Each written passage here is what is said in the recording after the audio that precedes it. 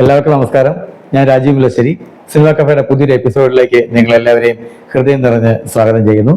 ഇന്ന് നമ്മൾ വീണ്ടും വന്നിരിക്കുന്നത് എമ്പുരാനെ കുറിച്ച് സംസാരിക്കാനാണ്. 2025 മാർച്ച് 27 റിലീസ് ചെയ്ത എമ്പുരാൻ ആണ് ഇന്ന് ഇവിടെ സംസാര വിഷയം. ഒരുപാട് വിവാദങ്ങൾക്കും ഒരുപാട് തർക്കങ്ങൾക്കും ഒരുപാട് നെഗറ്റീവ് റിവ്യൂസിന് ഇടയ്ക്കൂടെ വിജയത്തിലേക്ക് പാറിപ്പറക്കുന്ന ഒരു സിനിമയാണ് എമ്പുരാൻ. റിലീസ് ചെയ്ത് ഏകദേശം 48 മണിക്കൂറിനുള്ളിൽ തന്നെ 100 കോടി എന്ന മാന്ത്രിക ക്ലബിലേക്ക് എത്തിയ ഒരു ചിത്രം കൂടിയാണ് എമ്പുരാൻ. എമ്പുരാൻ റിലീസ് ചെയ്ത ആദ്യ ദിവസം തന്നെ ഞാൻ സിനിമ കണ്ടു. ഉച്ചയ്ക്ക് 1:45 ഷോയ്ക്ക് കോട്ടയം മനോരമ തിയേറ്ററിലാണ് ഞാൻ സിനിമ കണ്ടത്. ലൂസിഫറിന്റെ റിലീസിന് ശേഷം 6 വർഷത്തോളം എല്ലാവരും വാനോളം പ്രതീക്ഷയോടുകൂടി കാത്തിരുന്ന സിനിമയാണ് എമ്പുരാൻ. എല്ലാ ജനങ്ങളും എമ്പുരാന്റെ വരവിന് വേണ്ടി കാത്തിരിക്കുകയായിരുന്നു ഈ 6 വർഷക്കാലം. ഞാൻ ഇന്നിവിടെ എമ്പുരാനെ കുറിച്ച് സംസാരിക്കുന്നത് 100% എൻ്റെ വ്യക്തിപരമായ അഭിപ്രായങ്ങൾ മാത്രമാണ്.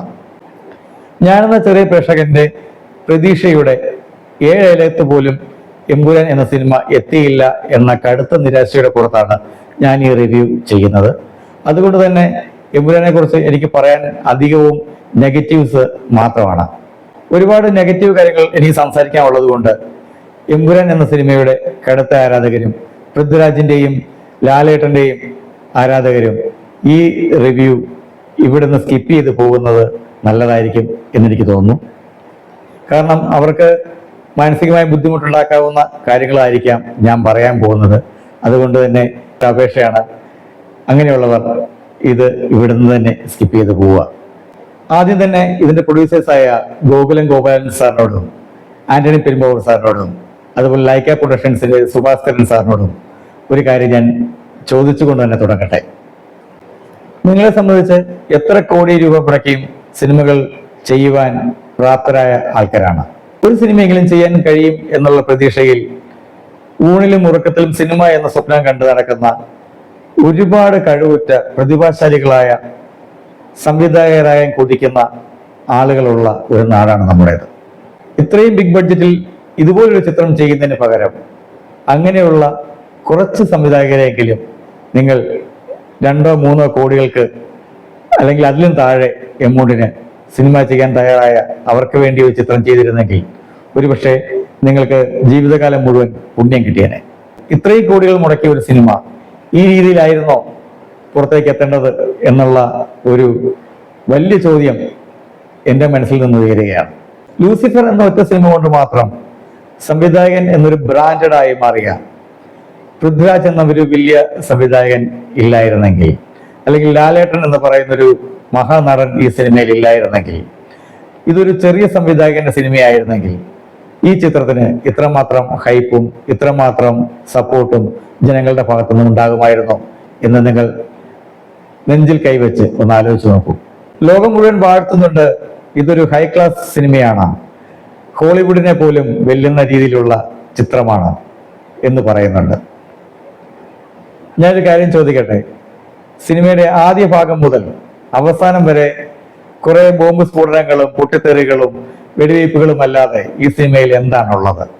ഞങ്ങളുടെ സിനിമയിൽ 100% വയലൻസ് ആണ്, അത്തരത്തിലുള്ള ചിത്രം കാണാൻ ഇഷ്ടപ്പെടുന്നവർ മാത്രം കാണൂ എന്ന് പറഞ്ഞ് പുറത്തിറങ്ങിയ മാർക്കോ എന്ന ചിത്രം തിയേറ്ററുകളിലേക്ക് വന്നപ്പോൾ നാടൊട്ടുക്കും വാളും പരിചയും വടിവാളുമൊക്കെയായി പരക്കം പാഞ്ഞ സദാചാരവാദികളും വയലൻസ് വിരോധികളും എമ്പുരാൻ എന്ന ഈ ചിത്രം കാണുമ്പോൾ എന്താണ് നിങ്ങൾക്ക് പറയാനുള്ളത്?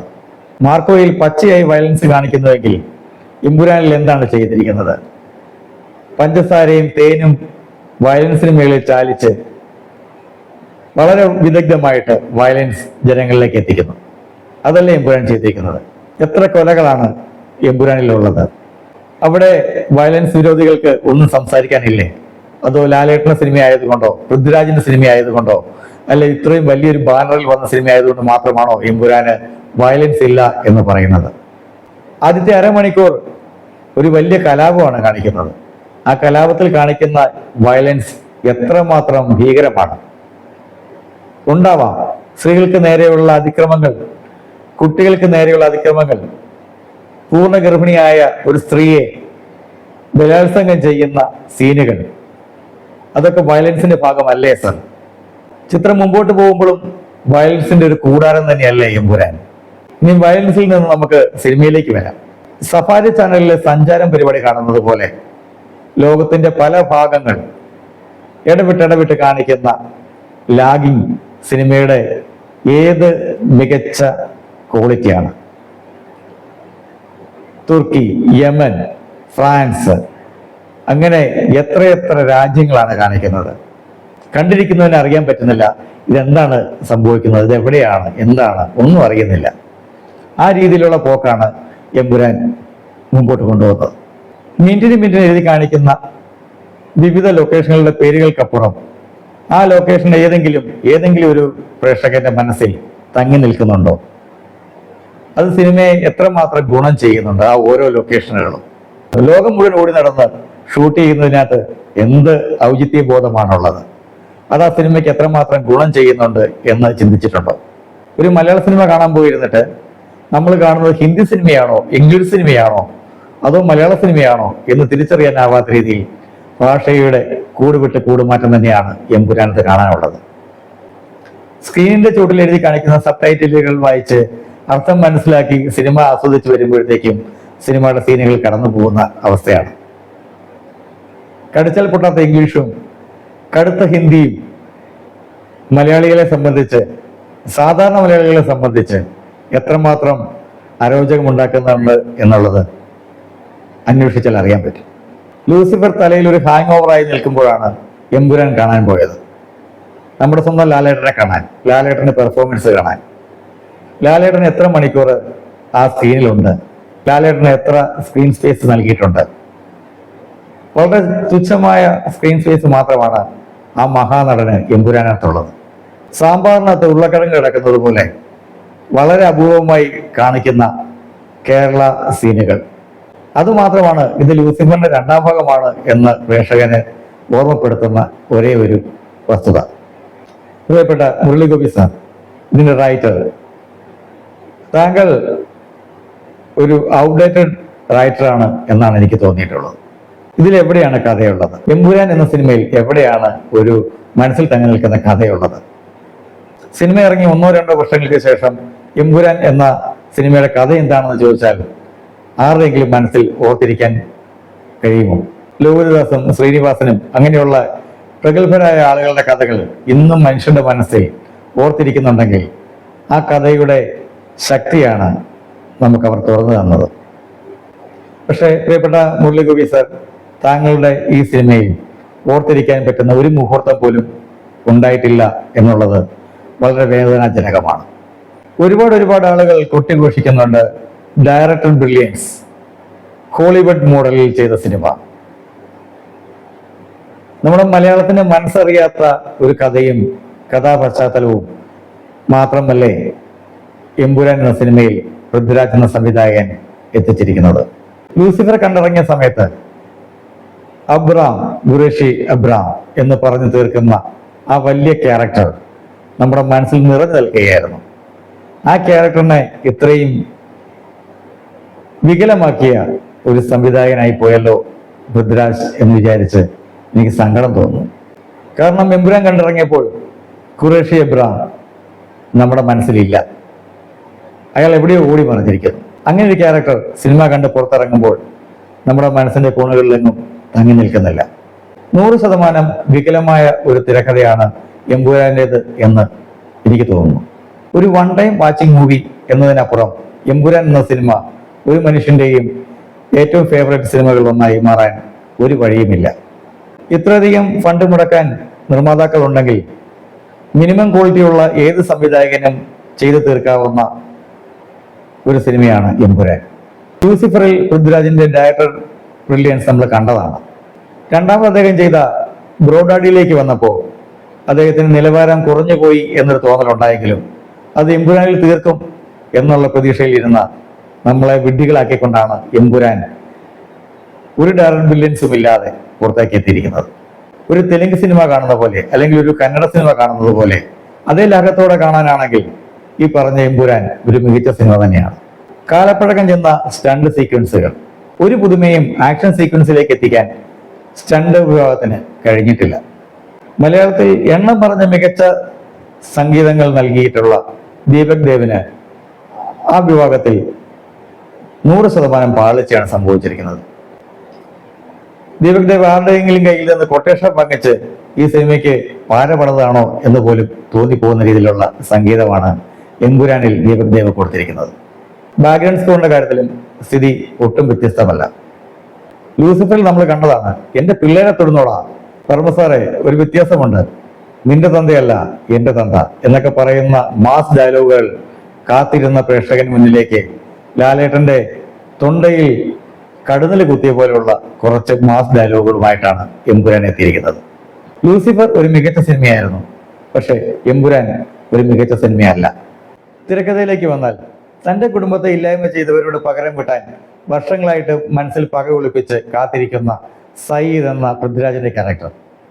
ഇവിടെ ഒരു പ്രത്യേകത എന്ന് പറഞ്ഞാൽ ഇതേ സെയിം വില്ലൻ തന്നെയാണ് നമ്മുടെ സ്റ്റീഫൻ നെടുമ്പള്ളിക്കും വില്ലനായി വരുന്നത്.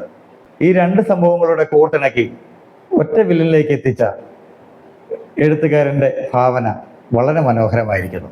പിന്നെ എനിക്ക് തോന്നിയൊരു കാര്യമുണ്ട്, ഇവിടെ പ്രധാനമന്ത്രിയുടെ ആണെങ്കിലും മുഖ്യമന്ത്രിയുടെ ആണെങ്കിലും ഏത് രാഷ്ട്രീയ നേതാക്കളുടെ ആണെങ്കിലും സമ്മേളനങ്ങൾ നടക്കുമ്പോൾ സ്റ്റേജിൽ മറ്റ് നേതാക്കന്മാരും അണിനിരക്കുന്നത് കാണാറുണ്ട്.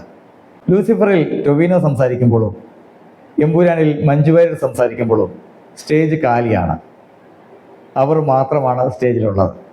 കരുതിക്കൂട്ടി ഒരു അപകടം ക്ഷണിച്ചു വരുത്തുന്ന രീതിയിലുള്ള സ്റ്റേജ് പെർഫോമൻസ്.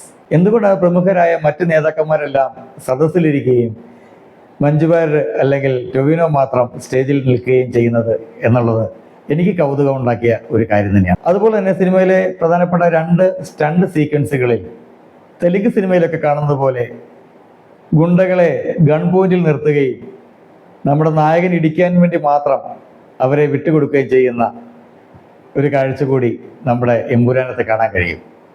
നായകൻ ഇടിക്കാനുള്ളത് കൊണ്ട് മാത്രം അവരെ വെടിവെച്ചിടാതെ അവരെ കാത്തു വെച്ചിരിക്കുകയാണ്. ഒടുവിൽ കഷ്ടപ്പെട്ട നായകൻ അവരെല്ലാം ഇടിച്ചിടുന്നു. വളരെ മനോഹരമായ പഴഞ്ചൻ സ്റ്റണ്ട് രീതി, അതും നമ്മുടെ എമ്പുരാനത്ത് കാണാൻ കഴിയും. എമ്പുരാൻ എന്ന സിനിമയിൽ കുറേയധികം വിസ്ഫോടനങ്ങൾക്കപ്പുറം ഒരു താരത്തിൻ്റെയും പെർഫോമൻസിന് പ്രാധാന്യമില്ല എന്നുള്ളതാണ് സങ്കടകരമായ ഒരു കാര്യം. ലാലേട്ടനായിക്കോട്ടെ, മഞ്ജു വാര്യർ ആയിക്കോട്ടെ, ടൊവിനോ തോമസ് ആയിക്കോട്ടെ, പൃഥ്വിരാജ് ആയിക്കോട്ടെ, അതുപോലെ ലൂസിഫറിലെ പുലികളായിരുന്ന നമ്മുടെ സായികുമാർ ആയിക്കോട്ടെ, അങ്ങനെ ആർക്കും തന്നെ ഒരു പ്രത്യേക പരിഗണന എമ്പുരാനകത്ത് കിട്ടിയിട്ടില്ല എന്നെനിക്ക് തോന്നുന്നു. വളരെ ചെറിയ സ്ക്രീൻ പ്രസൻസ് മാത്രം നൽകി ഈ ഓരോ താരങ്ങളും നമ്മുടെ കൺമുന്നിൽ നിന്ന് മാഞ്ഞു പോവുകയാണ്. ഒടുവിൽ എവിടെയോ ചെന്ന് അവസാനിക്കുന്ന ഒരു കഥ പോലെ എവിടെയൊക്കെയോ ഒപ്പിച്ചു വെച്ച് എമ്പുരാൻ എന്ന സിനിമ നമ്മുടെ മുമ്പിൽ അവസാനിക്കുകയാണ്. എന്നെ സംബന്ധിച്ച് ഇങ്ങനെ ഒരുപാട് നെഗറ്റീവുകളാണ് എനിക്ക് സിനിമയെക്കുറിച്ച് തോന്നിയത്. ടിക്കറ്റ് എടുത്തു പോയി എന്നതുകൊണ്ട് മാത്രം 3 മണിക്കൂറോളം ഒരാവേശമോ ആരവങ്ങളോ ആഘോഷങ്ങളോ ഇല്ലാതെ തിയേറ്ററിൽ നമ്മളെ ഇരുത്തുന്ന ഒരു സാധാരണ സിനിമ എന്നതിനപ്പുറം എമ്പുരാൻ ഒന്നുമല്ല എന്നും മാത്രമാണ് എനിക്ക് പറയാനുള്ളത്. പ്രിയപ്പെട്ട പൃഥ്വിരാജ്, ഒരുപാട് വലിയൊരു സിനിമ താങ്കളിൽ നിന്ന് ഞങ്ങൾ പ്രതീക്ഷിച്ചിരുന്നു. ആ സിനിമ ഞങ്ങൾക്ക് തരാൻ സാധിച്ചില്ല എന്ന ഒരു വലിയ നിരാശയാണ് എന്നെപ്പോലുള്ള ഒരുപാട് പേർക്ക് താങ്കളോട് ഈ പരാതികൾ പറയേണ്ടി വരുന്ന സാഹചര്യം ഉണ്ടാക്കിയത്. ഇത്തരത്തിലൊരു കഥാപശ്ചാത്തലവും ഇത്തരത്തിലൊരു സിനിമയുമാണ് 3-ാം ഭാഗത്തിൽ താങ്കൾ ഞങ്ങൾക്ക് വേണ്ടി നൽകുന്നതെങ്കിൽ ദയവ് ചെയ്ത് അത്തരമൊരു ഉദ്യമത്തിന് മുതിരാതിരിക്കുന്നതല്ലേ നല്ലത്. എമ്പുരാൻ എന്ന സിനിമയുടെ ദൗർബല്യം അതിൻ്റെ ഒട്ടും ശക്തമല്ലാത്ത, തീർത്തും വികലമായ അതിൻ്റെ തിരക്കഥ തന്നെയാണ്. എമ്പുരാൻ എന്ന സിനിമയോടുള്ള ഇഷ്ടവും അതിന് കൊടുത്ത അമിത പ്രതീക്ഷയും അത് പുറത്തിറങ്ങിയപ്പോൾ നമുക്ക് തന്ന നിരാശയുമാണ് ഇത്തരത്തിലുള്ള കമൻറ്റുകൾ പറയാൻ നിർബന്ധിതനാക്കിയത്. അല്ലാതെ ആരോടുമുള്ള വ്യക്തിവൈരാഗ്യമോ അല്ലെങ്കിൽ പ്രത്യേക താല്പര്യക്കുറവോ ഒന്നുമല്ല ഇങ്ങനെയുള്ള കാര്യങ്ങൾ പറയുവാൻ സാഹചര്യമൊരുക്കിയത്. ആർക്കെങ്കിലും ഏതെങ്കിലും രീതിയിൽ വാക്കുകൾ മുറിവേൽപ്പിച്ചിട്ടുണ്ടെങ്കിൽ സദയം ക്ഷമിക്കുക. നല്ല സിനിമയ്ക്ക് വേണ്ടിയുള്ള കാത്തിരിപ്പ് കൊണ്ടാണ് ഇങ്ങനെ പറയേണ്ടി വന്നത്. പ്രിയപ്പെട്ട പൃഥ്വിരാജ്, ആശീർവാദ് പ്രൊഡക്ഷൻസ്, ശ്രീഗോകുലം മൂവീസ്, ലാലേട്ട, നിങ്ങളിൽ നിന്ന് ഒരു വലിയ സിനിമ ഞങ്ങൾ പ്രതീക്ഷിക്കുന്നു. 3-ാം ഭാഗം ഇത് ഒരുപാട് വലിയ ഒരു സിനിമ, എല്ലാ മനുഷ്യരെയും തൃപ്തിപ്പെടുത്തുന്ന ഒരു സിനിമ, നിങ്ങളുടെ ആരാധകർക്കെല്ലാവർക്കും ഒരു നിറസദ്യയാകുന്ന ഒരു സിനിമ നിങ്ങളിൽ നിന്ന് പ്രതീക്ഷിച്ചുകൊണ്ട് എല്ലാവർക്കും ഹൃദയം നിറഞ്ഞ സ്നേഹവും നന്ദിയും രേഖപ്പെടുത്തിക്കൊണ്ട് സിനിമ കഫേയുടെ ഇന്നത്തെ എപ്പിസോഡ് ഞാൻ വൈൻഡപ്പ് ചെയ്യുന്നു. എല്ലാവർക്കും നമസ്കാരം.